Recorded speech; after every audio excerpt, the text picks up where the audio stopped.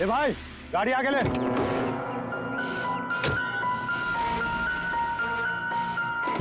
बोला ना तुझसे गाड़ी आगे ले तो आगे ले। अरे भाई कैसे आगे लूं, गाड़ी खराब हो गई है ना। प्रॉब्लम बाद में देखना, धक्के मार के आगे लो पहले। थोड़ी आप लोग भी मदद कीजिए। हम क्या मदद करें, तुम जल्दी। इस आदमी को मैं पहचानता हूँ सर, इसका मतलब हमारी इन्फॉर्मेशन एकदम सही है। यानी कि वो रूट नाम का कंप्यूटर हैकर इसी जगह पे होगा। और वो रूट जरूर कोई खतरनाक प्लानिंग कर रहा है सर। चाहे कुछ भी हो जाए उसे जिंदा पकड़ना है, ये जानने के लिए कि उसका मिशन क्या है। और इस मिशन में तुम दोनों साइबर कॉप की आगे भी जरूरत लगेगी। तुम यस सर। यहाँ बाहर गेट पे खड़े रहना। ओके बाहर सर। नजर रखना। चलो।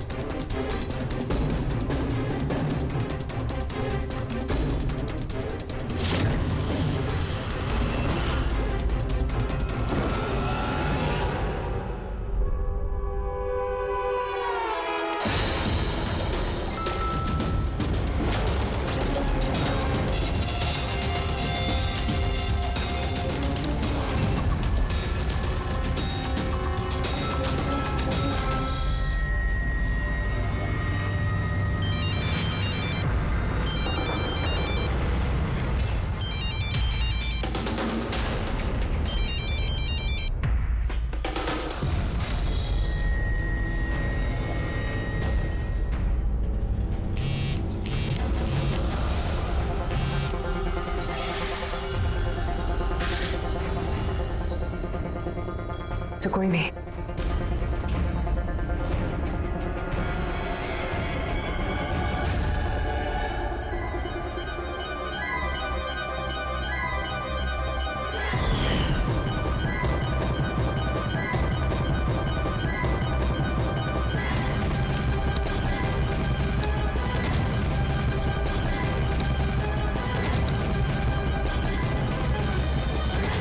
आप रेडी? सर सब जगह देख लिया, यहाँ पे कोई नहीं है। खबर तो गलत नहीं हो सकती, यहीं कहीं होना चाहिए। चलो देखते हैं।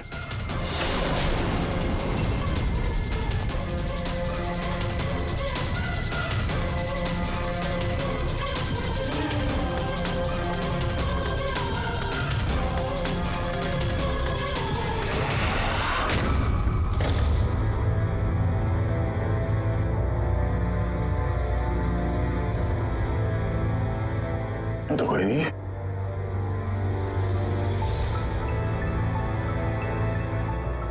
शहर अभी भी गर्म है, लगता है यहाँ पे कोई था अभी। मगर सर एंड मौके पे भाग कैसे निकला? सर हम लोग तो चारों तरफ से बंगले के अंदर घुसे, किसी को बाहर भागते हुए नहीं देखा है। सर हाँ सर ये मॉनिटर देखिए, सर ये तो घर के आसपास की फुटेज चल रही, कहीं वो हमें देख के भाग तो नहीं गया? हो सकता है, वो ज्यादा दूर नहीं गया होगा। जरा इस जगह को अच्छी तरह से चेक करो, और पूर्वी इस कंप्यूटर को चेक करो, देखो क्या मिलता है। तब तक मैं गेट पे जाके देखता हूँ।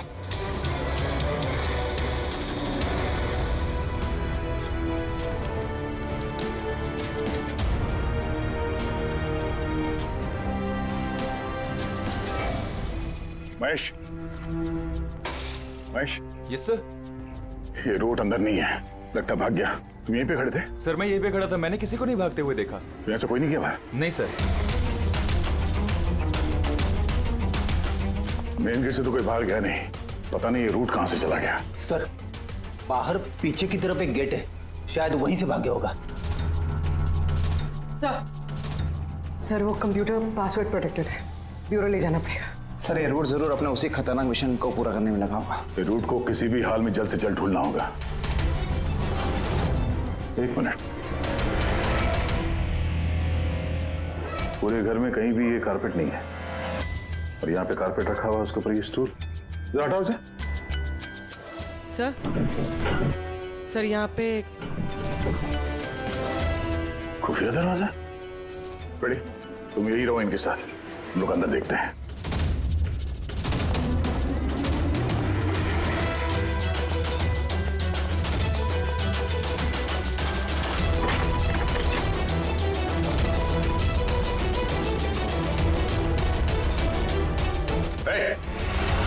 अब अगर अपने बचाव में कुछ कहना चाहती हो तो यही वक्त है।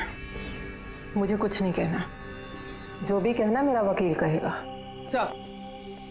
सर हमने इस रूट का कंप्यूटर सिस्टम एक्सेस कर लिया है और इंक्रिप्शन में भी सफल हो गए हैं। कुछ पता चला? हाँ सर इसने पिछले कुछ दिनों में इंटरनेट पे भयानक वीडियोस पोस्ट किए हैं।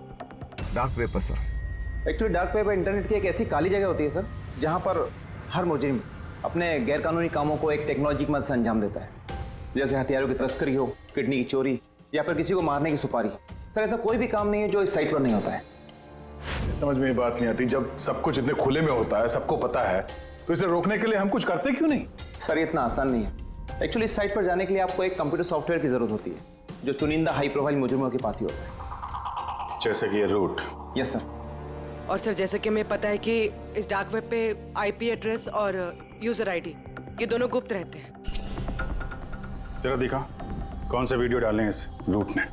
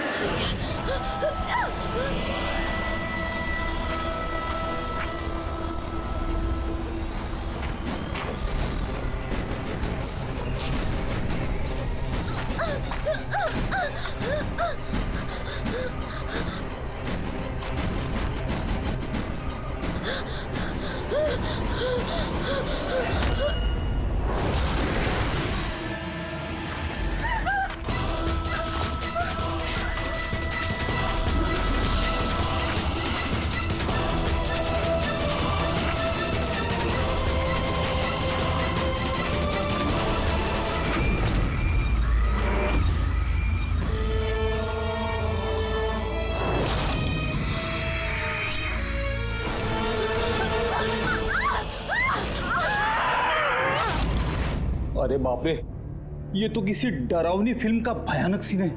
ये सीन क्यों डाला डार्क वेब में? सर ये किसी फिल्म का सीन नहीं है, ये सब असली में हुआ है और किसी हीरोइन के साथ नहीं, बल्कि एक मासूम लड़की के साथ। जहां तक मुझे याद आ रहा है इसे स्नफ फिल्म कहते हैं ना? हाँ सर, बहुत बड़ी इंडस्ट्री है इन वीडियोस की।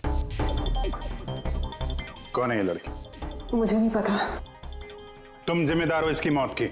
नहीं सर, मैं किसी की मौत की जिम्मेदार नहीं हूँ। मुझे तो बस पैसे दिए गए थे ये वीडियो डार्क वेब पे डालने के लिए, और मैंने बस डाल दिया। किसने दिए पैसे? मुझे नहीं पता। नहीं पता कहने से काम नहीं चलेगा। एक लड़की की जान गई है। सर मेरे यकीन कीजिए, ऑनलाइन पैसे ट्रांसफर किए गए थे मेरे अकाउंट में। किसने किए मुझे कुछ नहीं पता। पता नहीं है तो पता करो। कंप्यूटर की बहुत बड़ी महारथी हो ना, ये पता करना तुम्हारे लिए कोई मुश्किल काम नहीं है। पता करो।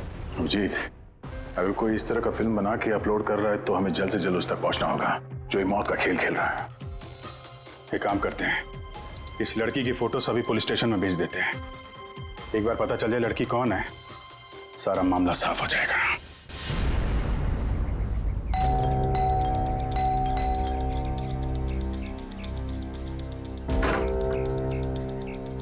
जी कहिए, किससे मिलना है?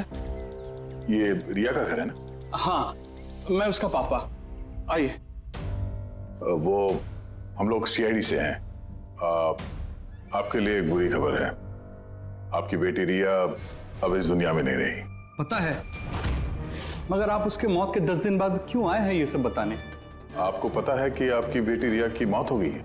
आप उस कार एक्सीडेंट की इन्वेस्टिगेशन के लिए आए हैं ना, तो आपको ये तो मालूम पड़ा होगा कि रिया का तो फ्यूनरल भी हो गया है। एक मिनट, आप किस कार एक्सीडेंट की बात कर रहे हैं? वही जिसमें हमारी रिया चल बसी है। शेयर टैक्सी में वो पुणे जा रही थी। नहीं, रिया की मौत कार एक्सीडेंट में नहीं हुआ है। ये क्या कह रहे हैं आप? एक मिनट, ये रिया है। हाँ, ये रिया ही है। एक्सीडेंट वाले दिन उसने यही कपड़े पहने थे। एक मिनट, सॉरी बाबू, लगता है कुछ कंफ्यूजन है। आप जरा बताइए कि आपकी बेटी रिया का कार एक्सीडेंट कैसे हुआ था? शेयर टैक्सी में वो पुणे जा रही थी, 7 और लोग भी थे उसके साथ। तो रास्ते में उसकी गाड़ी का बड़ा भयानक एक्सीडेंट हो गया। पूरी कार आग की लपटों में झुलस गई। मरने वालों के तो चेहरे तक पहचान में नहीं आ रहे थे। तो आप लोगों ने रिया को कैसे पहचाना? उसके सामान के जरिए बस हम उसे पहचान पाए। आपने ये नहीं बताया कि ये फोटो कब की है? वैसे हम लोगों को भी पता नहीं कि ये फोटो कब की है, पर पता चलते ही हम आप लोगों को बता देंगे। लगता है रिया का ये एक्सीडेंट सिर्फ एक दिखावा था, उसकी मौत की असली वजह को छुपाने के लिए। सर, अगर रिया का कार एक्सीडेंट एक दिखावा था, तो वो बाकी के 7 लोग जो उसके साथ गाड़ी में थे, कहीं वो भी रिया की तरह ही तो नहीं मारे गए? हो सकता है। सबके परिवार वालों से मिलना पड़ेगा। किस्मत अच्छी थी हमारी कि जो 7 लोग एक्सीडेंट में मारे गए थे, उनमें से एक का अंतिम संस्कार नहीं हुआ था। देखते हैं डॉक्टर सालुंके इस लाश से क्या सुराग निकाल पाते हैं। वैसे भी लाशें इतनी बुरी तरह से जल गई हैं कि चेहरा पहचान पाना मुश्किल है। भाई तुम लोगों का शक एकदम सही था। ये लाश टोनी की नहीं। लग ही रहा था सर हमें, लेकिन ये कौन है कुछ पता चला? नहीं यार, ये तो पता नहीं लगा है कि ये लाश है किसकी, लेकिन ये पता चला है कि इस आदमी को कैसे मारा गया। मैंने इसके बॉडी का स्कैन किया तो पता लगा कि इसके पेट में चाकू का बहुत गहरा घाव है। चाकू से? हाँ, चाकू का। और मुझे लगता है उस चाकू के वार की वजह से ही इसकी मौत हुई। मतलब चाकू से मारा किसी और को और उसे टोनी बता के एक्सीडेंट का हिस्सा बना दिया। ये गैंग आखिर करना क्या चाहता है? और इस आदमी की मौत 3 हफ्ते पहले ही हुई है। ये कार एक्सीडेंट हुआ 10 दिन पहले। वही तो, मतलब कार जब एक्सप्लोजन में जलाई गई उससे कहीं पहले इस आदमी की मौत हो चुकी थी। 3 हफ्ते से इसकी लाश संभाल के रखी थी ताकि इस भयानक खेल को अंजाम दिया जा सके। यार देख, काम करते हैं, जहां पे एक्सीडेंट हुआ था वहीं पे चलते हैं, पता करते हैं एग्जैक्टली उस दिन हुआ क्या था। मैं तो मजे से कार चला रहा था सर, और रेडियो पे गाने सुन रहा था। तभी अचानक से मैं एक जोर का धमाका सुना। मैं तुरंत अपने कार से निकला और मैंने देखा कि मेरी सामने एक कार आग की लपटों में जल रही थी। मुझे समझ में नहीं आ रहा था कि मैं क्या करूं। तो ये कितने बजे की बात है? सर, मुझे लगता है कुछ शाम के 5 बजे होंगे। है? ये कैसे हो सकता है? सर, एक सेकंड। सर, ये टोल नाके की फुटेज देखिए सर। यहाँ पे तो गाड़ी 3:30 बजे क्रॉस हुई थी। फिर ये जगह वहां से 20 किलोमीटर दूर ही है सर। तो 20 किलोमीटर का सफर तय करने में 1.5 घंटे तो नहीं लगने चाहिए। रास्ते में कोई ढाबा होटल भी नहीं है, कोई चाय वाय के लिए रुक जाए जहाँ पे। एग्जैक्टली। तो उस हिसाब से गाड़ी को यहाँ पे 4 बजे पहुँच जाना चाहिए था, मगर यहाँ पे एक्सीडेंट हुआ 5 बजे। इसका मतलब है ये जुर्म इस 1 घंटे में ही हुआ है। तो गाड़ी को उस समय कहीं ले जाया गया और उन सबको उतार के उसमें 7 लाशें रख दी गई। और उसके बाद गाड़ी को यहाँ पे लाके ब्लास्ट करवा दिया। सब प्लान था। सर, ऐसा लगता है इन सब लोगों को वहीं लेके गए हैं जहां पर रिया को लेके गए थे, वो स्नफ फिल्म बनाने के लिए। जगह जल्द से जल्द ढूंढनी होगी यार। पुलवी ने SMS भेजा तो किसी पेड़ की फोटो है। हाँ पूर्वी। सर ये पेड़ जिसकी फोटो भेजी है मैंने, इसे मोरिंगा ओलिफेरिया कहते हैं सर। हाँ सर ठीक ऐसा ही पेड़ रिया वाले फुटेज में भी है। ये देखिए सर, उस फुटेज का स्क्रीनशॉट भेज रही हूँ मैं। सर ये पेड़ महाराष्ट्र के 2 जंगलों में पाए जाते हैं। ये तो एग्जैक्टली वैसे ही पेड़ है, महाराष्ट्र के 2 जंगलों में। कौन कौन से जंगलों में? सर एक जंगल है जो नासिक के पास है, और दूसरा जंगल एक्सीडेंट वाली जगह से सिर्फ 1 घंटे की दूरी पे है, और इस जंगल का नाम है प्रीफिक्स फॉरेस्ट। जरूर ये मौत का खेल इस प्रीफिक्स जंगल में ही हुआ है।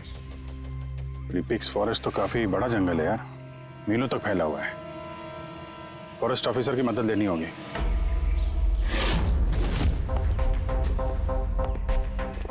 इस जंगल में ये सब हो रहा है, यकीन नहीं होता है। क्या आपकी इंफॉर्मेशन पक्की है ऑफिसर? पक्की नहीं होती तो यहाँ तक आते नहीं हम लोग।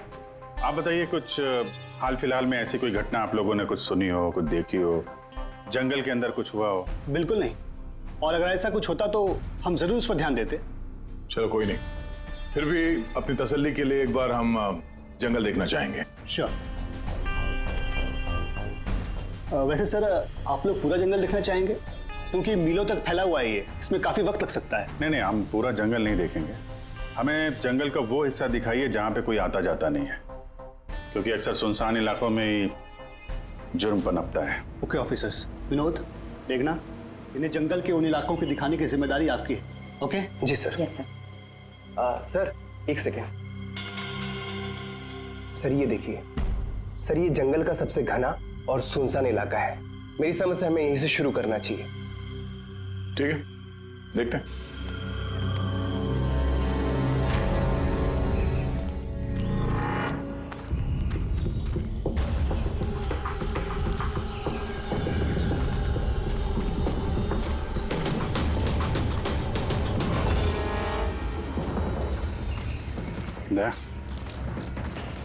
यहाँ पेड़ पे देखा?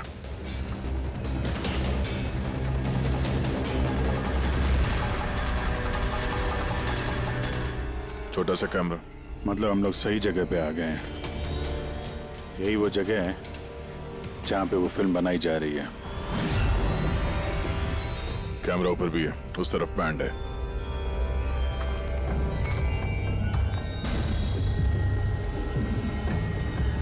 शायद इस कैमरे से कुछ पता चले उनके अड्डे के बारे में। नहीं अभिजीत, ये तो हाई एंड वायरलेस कैमरा है। इसके जरिए पता लगाना मुश्किल है कि इसमें जो स्टोर्ड फुटेज है वो कहाँ से ब्रॉडकास्ट हो रहा होगा, और इस जंगल में पता नहीं और कितने कैमरास हैं। देखते हैं, आगे शायद कोई कैमरा मिल जाए जिससे कुछ पता चले।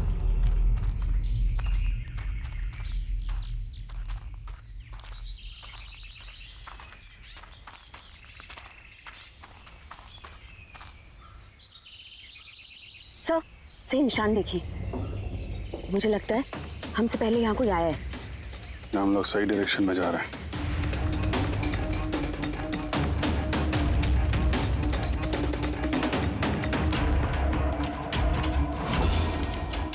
सर ये निशान यहीं तक है। सर इसका मतलब उनका अड्डा यहीं कहीं है।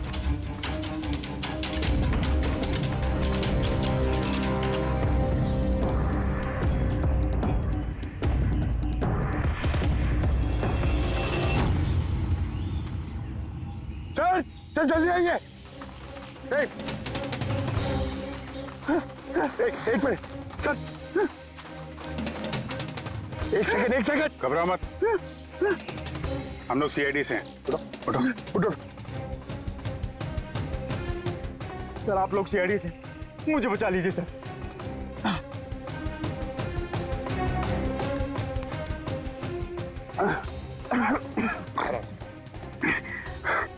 यहाँ फंस कैसे गए तुम? सर मुझे इस जंगल से बाहर निकलने का रास्ता नहीं मिल रहा। सर उस खूनी ने एक एक करके सबको मार दिया। तुम लोग यहाँ आए कैसे? हम शेयर टैक्सी में सवार होकर सफर कर रहे थे कि अचानक हमारी गाड़ी पंक्चर हो गई और कार रुक गई। सड़क पर पहले से किसी ने कीले और कांच के टुकड़े रखे हुए थे सर। फिर इसके बाद कुछ लोग आए जिनके चेहरे नकाब से ढके हुए थे, और जब तक हम कुछ कर पाते उन्होंने हमें बेहोशी के इंजेक्शन लगा दिए। और जब मुझे होश आया तो मैं इस घने जंगल में था सर। सर मैं ही जानता हूँ कि इस जंगल में मैं भूख प्यास से कैसे रहा हूँ। कभी लकड़ी खाई तो कभी पेड़ के पत्ते, और जब भी किसी के चिल्लाने की आवाज आती तो समझ जाता किसी की जान चली गई। यहाँ जगह जगह कैमरे लगे हुए हैं। तुम्हारी किस्मत अच्छी थी कि तुम उनके पकड़ में नहीं आए। सर पकड़ इसलिए नहीं पाए क्योंकि उन्होंने एक कैमरा मेरे कमीज के बटन में लगाया हुआ था और वो बटन मैंने तोड़कर फेंक दिया। शायद इसी वजह से वो मुझे ढूंढ नहीं पाए। तुम्हें अंदाजा है कि बाकी के लोगों में कितने लोग जिंदा हैं अभी तक? मालूम नहीं सर, पर कल रात जब मैं पेड़ पर बैठा हुआ था मुझे किसी के चीखने की आवाज आई थी। न जाने वो उनको घायल कर रहे हैं या फिर जान से मार रहे हैं सर। किस तरफ से आवाज आई थी, कौन सी दिशा से, कुछ याद है आपको? मेरे पेड़ इस तरफ, शायद उस तरफ से सर।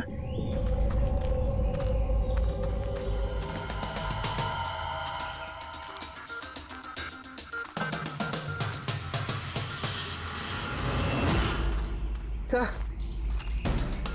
खून।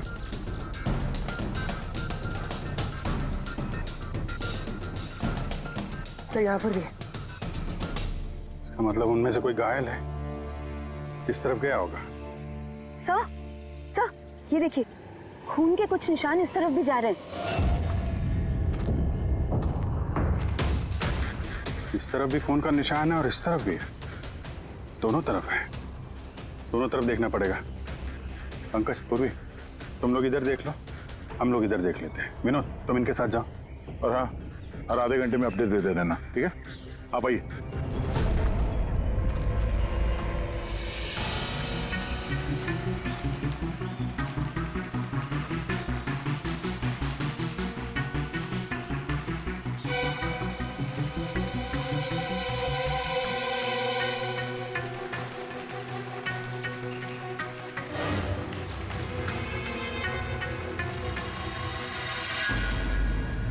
एक मिनट, वो क्या है?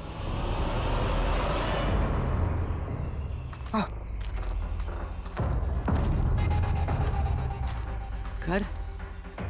शायद घायल विक्टिम ने यहीं पर पनाह ली हो।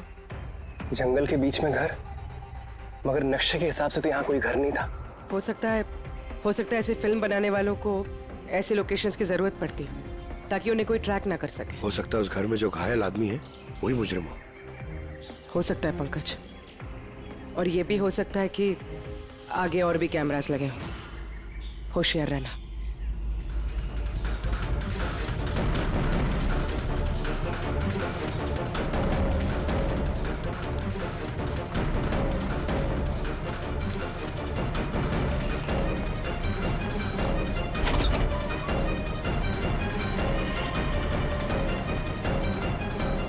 पंकज, टॉर्च।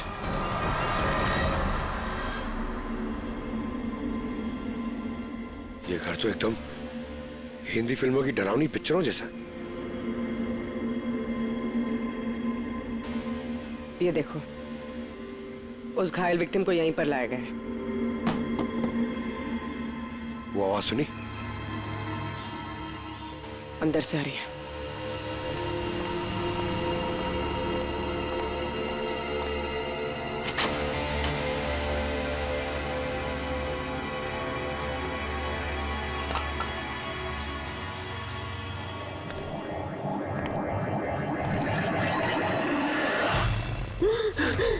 नहीं, छोड़ दो, मुझे जाने दो। बाहर आओ। मेरे पास मत आना, मैंने कुछ नहीं किया। देखो, हम लोग CID से, घबराओ मत। आओ, कुछ नहीं होगा तुम्हें। आजा आजा।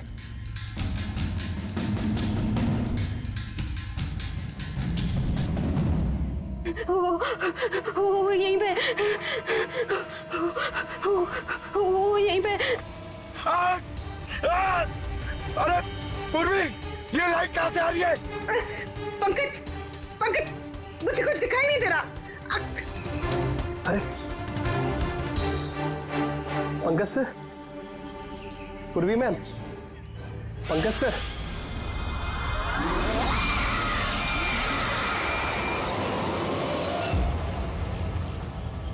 सर, खून के निशान तो यहाँ के खत्म हो गए।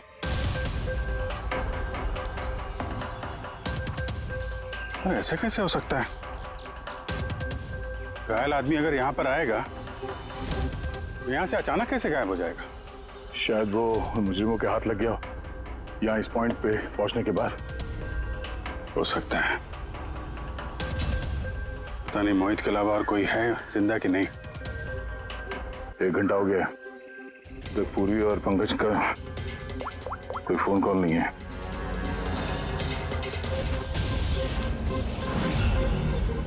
पूरी फोन उठा नहीं रही है। पंकज, देखता हूँ।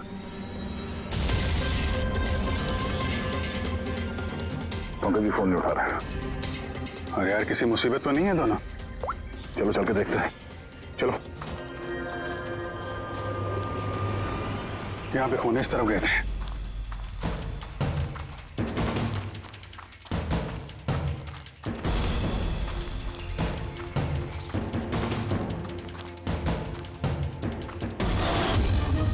घर के अंदर शायद कोई हो। मैं अंदर जाके देखता हूँ। ठीक है, तब तक मैं यहाँ बाहर देखता हूँ।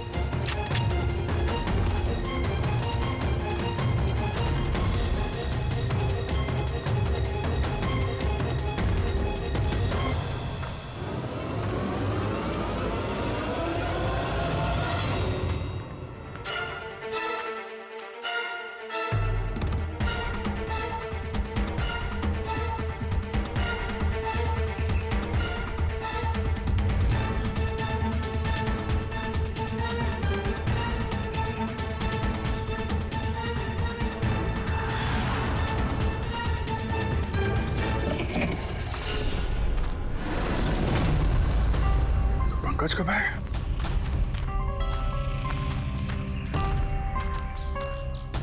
पंकज,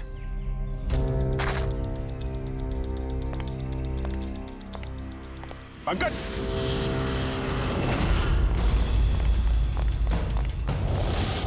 पंकज, पंकज, पंकज, कैसे? उठो, उठो, सर उठो। क्या हुआ? हाँ? सर वहाँ पे वो घर में गए थे सर। वहाँ पे एक लड़की थी सर। हाँ। सर बात ही कर रहे थे सर।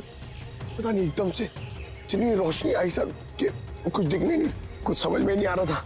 वो घर से जैसे जैसे मैं निकला बाहर, शायद यहाँ गिर गया सर। पता नहीं, कुछ समझ में नहीं आ रहा सर, एकदम चक्कर आ रहा है। और पूर्वी, विनोद, वो कहाँ है? सर वो लोग पता नहीं सर, अंदर थे, बाहर निकले पता नहीं सर। Oh no. क्या हुआ क्या तुम्हें? ये ठीक है। पूर्वी और विनोद मिले? नहीं, उस घर के अंदर तो कोई भी नहीं। ओह गॉड, उन्हें कहीं कुछ हो ना गया हो।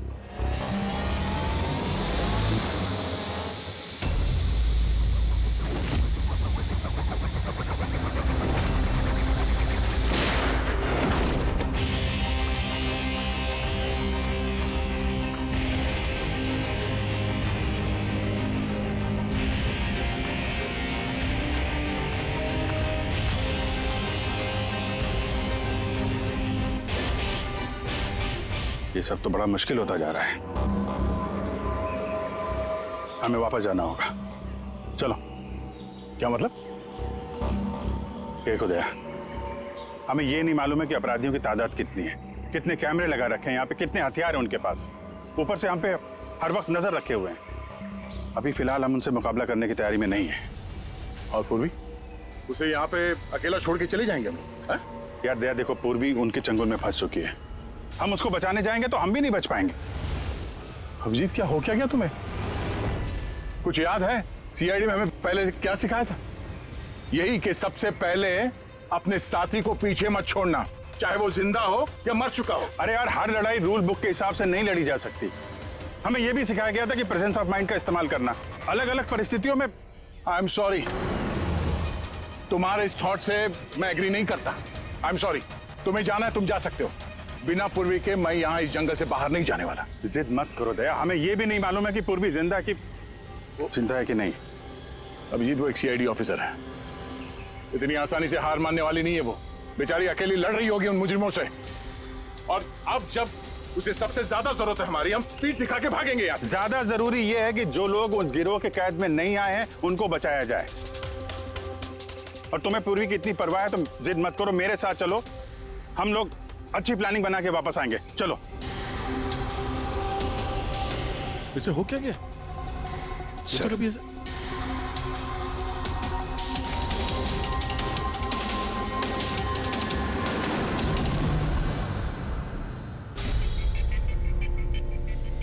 सीआईडी के इतिहास में ऐसा पहली बार हुआ होगा कि सीआईडी किसी से डरकर दुम दबाकर भाग गई। हाँ सर, पहुंच गए आप? हाँ बस उसी जंक्शन पे रहिए, हम लोग आते हैं वहां पे। अरे सालुंके सर, आप यहाँ? मैं यहाँ। आइए। अरे अरे तुम्हें क्या लगा हम लोग पूर्वी को ऐसे ही छोड़ देंगे जंगल में मरने के लिए? हैं? तो आपका और दया सर का झगड़ा झूठा था। जब अभिजीत ने वहां पे कैमरा देखा तो उसने मुझे इशारा किया। पता नहीं और कितने ड्रोन लगा रखे होंगे हम पे नजर रखने के लिए। जो आदमी उस कैमरे के जरिए हम पर नजर रखे हुए था उसकी आंखों में धूल झोंकना जरूरी था, इसलिए अब वो लोग ये सोच के बैठे होंगे कि हम लोग जंगल से निकल गए, थोड़े रिलैक्स भी हो जाएंगे। यही मौका है हम पे हमला करने का। अभिजीत ये लो, ये तुमने मंगाया था। ये क्या डिवाइस है सर? ये जैमर है पंकज। आसपास इस एरिया में जितने भी कैमरे होंगे सब जैम हो जाएंगे। अब वो हम पे नजर भी नहीं रख पाएंगे। और ये ड्रोन पे जो कैमरा लगा है इसकी रेंज 7 किलोमीटर है सिर्फ। बैटरी तो खत्म होने वाली है। इसका मतलब अगर हम इसे नहीं पकड़ते तो ये वापस उनके अड्डे पे जाता बैटरी बदलने के लिए। जरा आईपैड निकालना, नक्शा निकालो उसमें।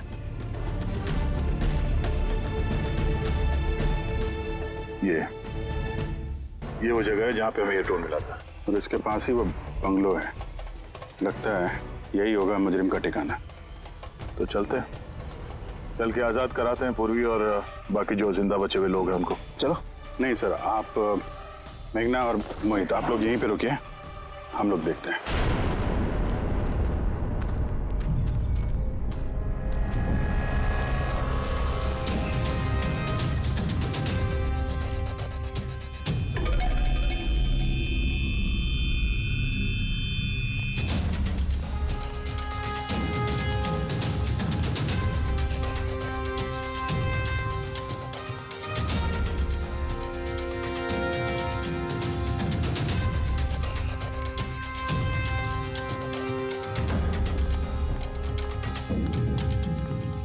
यार पूरा सिस्टम बंद कैसे हो गया? देखना कुछ। जैसे आवाजें आ रही हैं। कैसे हो सकता है पूरा सिस्टम?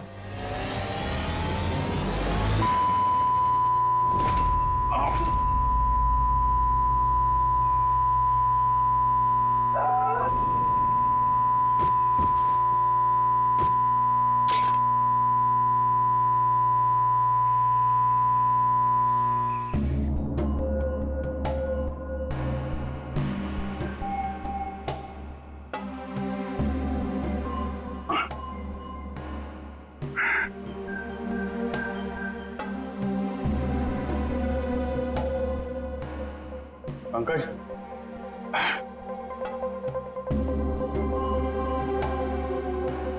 पंकज, हमारे स्वागत की पूरी तैयारी कर रखी थी इन लोगों ने। सर ये लोग अगर हमें मारना चाहते तो पहले ही मारते थे। हमें मारते हुए क्या ये फिल्म बनाना चाहते हैं?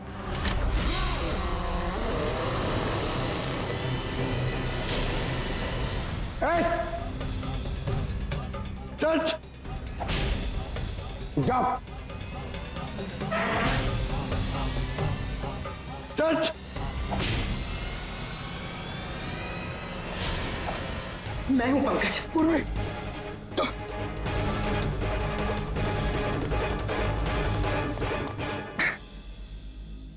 तुम ठीक हो? हाँ सर। वो लोग किधर हैं? सर उस तरफ।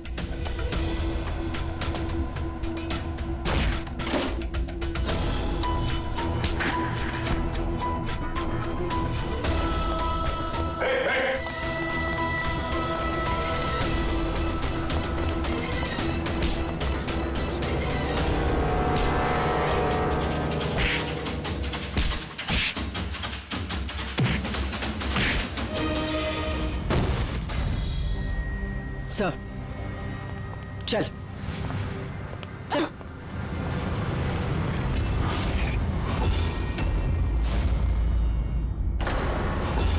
मेघना, तुम?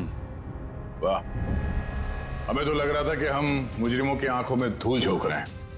अब किसे पता था कि हम मुजरिम को अपने साथ ही लेके घूम रहे हैं। आप लोग यहाँ कैसे? किसने छुड़ाया आप लोगों को? सीआईडी को कैद करना इतना आसान नहीं। मौका देखते ही मैंने वो खिड़की तोड़ी और वहां से बाहर निकल गई।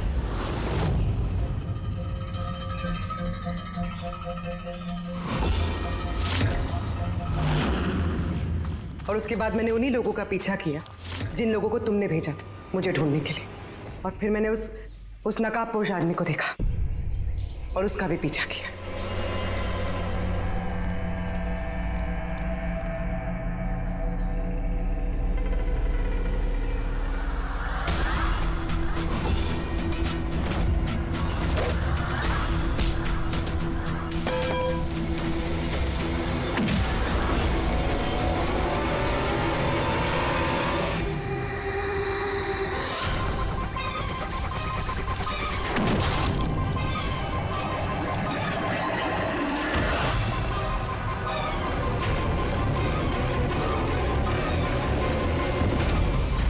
कुछ देर बाद जब मुझे होश आया तो मैंने देखा कि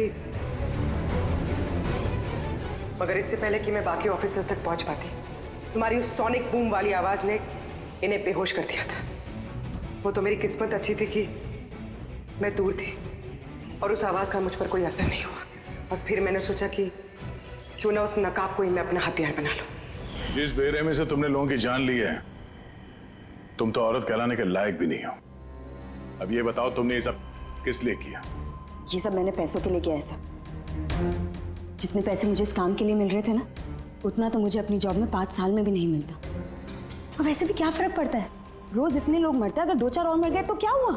तुम्हें शायद मालूम नहीं है कि तुम कितनी बीमार हो। बाकी लोग कहाँ हैं जो तुम्हारे साथ में थे? मैंने किसी को कोई नुकसान नहीं पहुंचाया सर, इतनी भी बुरी नहीं हूं मैं। और वैसे भी मैंने कोई भी खून अपने हाथों से नहीं करा है। मुझे तो एक औरत ने करोड़पति बनने का ऑफर दिया था जो मैंने एक्सेप्ट कर लिया। कौन औरत? बहुत अजीब सा नाम था उसका।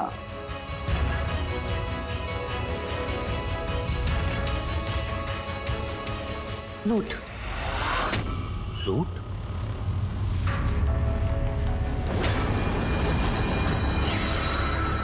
तो रूट है इस सब के पीछे मास्टरमाइंड। अब उसने ऐसा क्यों किया, उसका जवाब तो अब वही देगी। जहां तक तुम्हारा सवाल है, कानून तुम्हें कड़ी से कड़ी सजा देगा।